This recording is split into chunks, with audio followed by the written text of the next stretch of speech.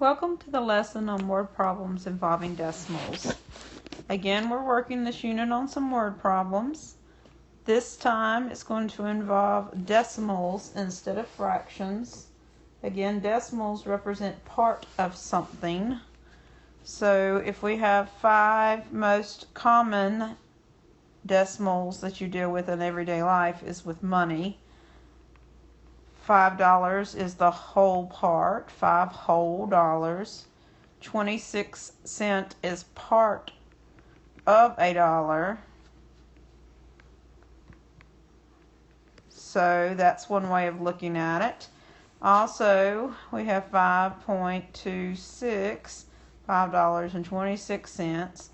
This is the tenths place, and this is the hundredths place. So that's another way to look at decimals.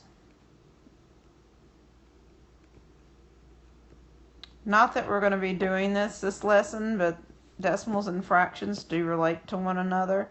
If that's in the hundredths place, this is the whole number 5 and 26 hundredths.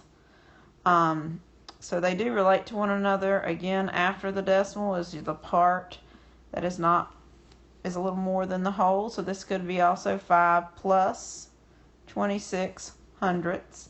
So those are different ways to look at decimals. And just to think about them for a minute, just reviewing that with you real quick. And now let's look at some word problems. Again, we're going to use the star method.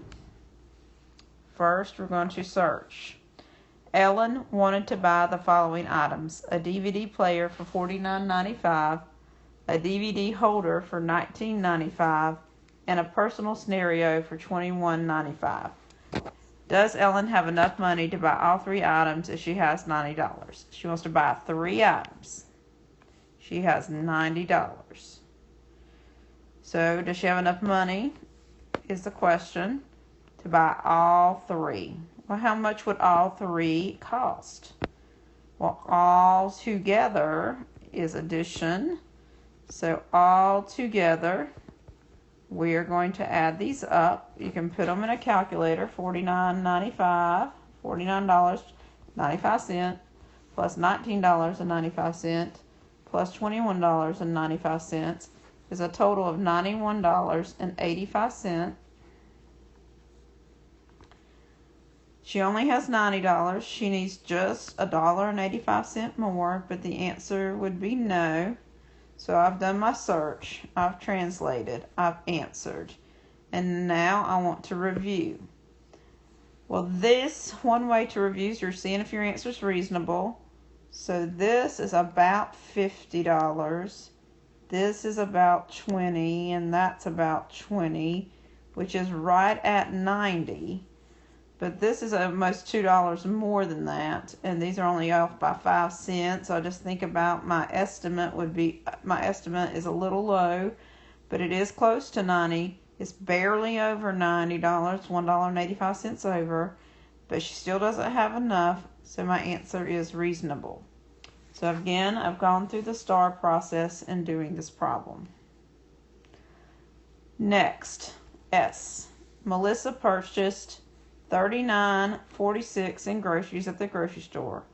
The cashier gave her $1.46 in change from a $50 bill.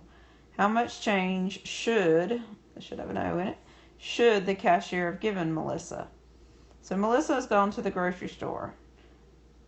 She rings up the groceries and there's $39.46.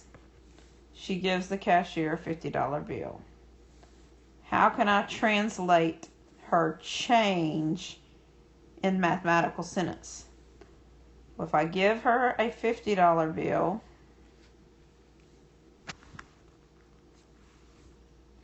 but my groceries cost $39.46, I have to take that out of the $50 I gave her. So I take 50 and subtract $39.46. That is $10.54. So I translated it. Now I've answered it. Is that reasonable? $39 is close, reasonable. $39 is about 40. So 50, take away 40, I should get about $10 back. So $10.54 is close. My answer does turn out reasonable. This is a very important problem to think about in the real world, because this can happen to you. Even though the machine itself, if the numbers are punched in correctly by the cashier and she punches in $50, it will tell her how much change to give me back.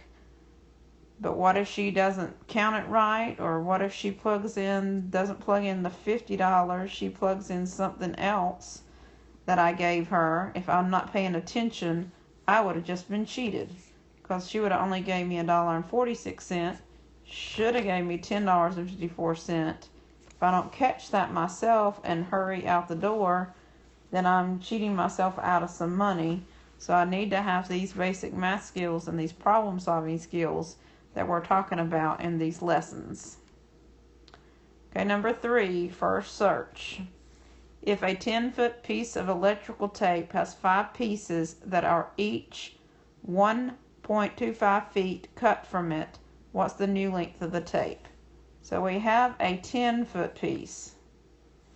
We want to take 5 pieces that are each 125. What is the new length, or what is left of the tape, if you want to think of it that way? So it's really in 2 parts. I took 125 feet and cut it 5 times. So if I take 125 and multiply it by 5, I get 625. That's how much I've cut. That's how many feet I've cut from this piece of tape. But I started out with 10. I'm going to put my 2 zeros just to line up my decimal, but you don't have to do that. You're using a calculator. So 10 take away 625. You would have 3.75 feet of tape left. So again, we can use this when you're working on a job. You want to make sure that you know what you have left, know how much you can get out of each piece. Different things like that help. So I have searched it, I translated it, I answered it.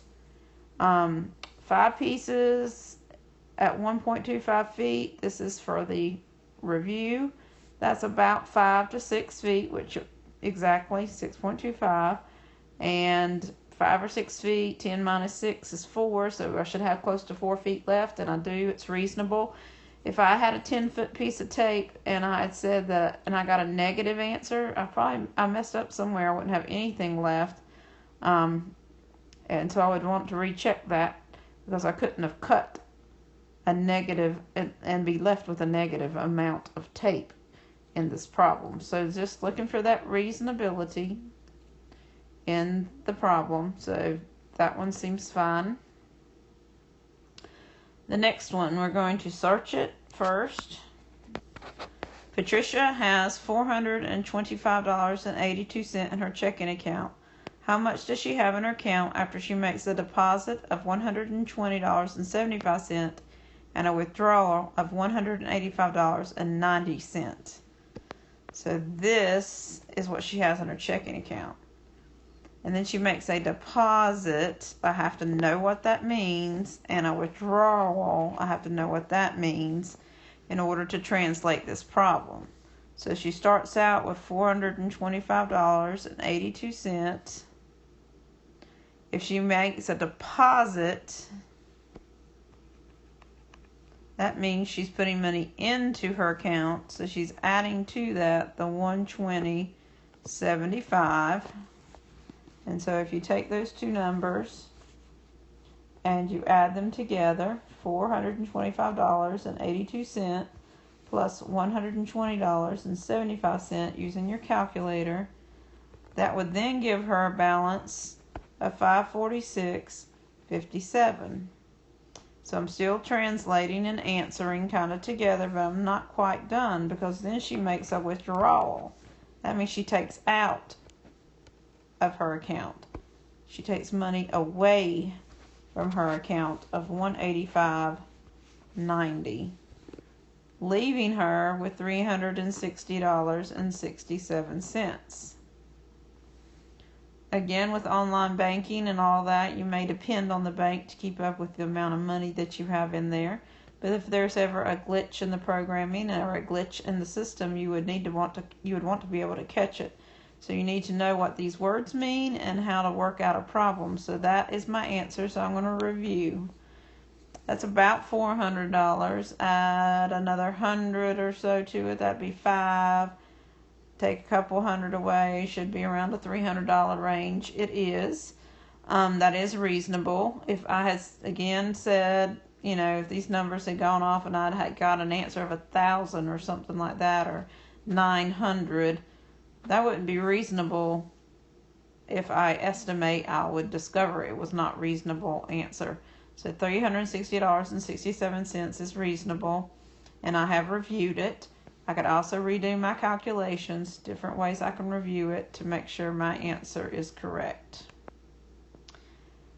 The last one for the examples in this lesson is to go with the S with search. The mass of a jar of sugar is 1.9 kilograms. What's the total mass of 13 jars of sugar? Well, one jar is 1.9 kilograms. So we want the mass of 13 of those. So we're going to take the 1.9, this is my translate, and I have 13 of them. I'm going to times that by the 13 that I have. I also could add 1.9 up 13 times, but that's what multiplication is in the first place, is repeated addition. So I'm just going to take 1.9 on my calculator, and I'm going to multiply it by 13. It's going to give me 24.7. That is my answer. Now if I estimate, this is about 2, and 2 times 13 is 26 when I'm reviewing. I can recheck my calculations. I can estimate that would be 26. That's close to my answer. I'm not way off. It is reasonable when I reviewed it. So as I review it, one of the things I'm checking is for reasonability. Double checking my calculations. You might decide to re-enter it in the calculator and make sure that you input it correctly. Make sure you made the right choice in the operation and that kind of thing. And that way you've reviewed it and you can know if your answer is reasonable and if you've done the calculations correctly. So 24.7 is the answer to this one. You're now going to be doing the same thing you did on the last lesson. There is a worksheet that's got some problems that deal with decimals, a game that's just practicing decimals with no word problems, and then a second worksheet with more word problems. And again, follow the directions of your teacher to see if you're going to do those together as a class, individually, some together, some by yourself. Just listen to them and follow their directions at this time. Thank you.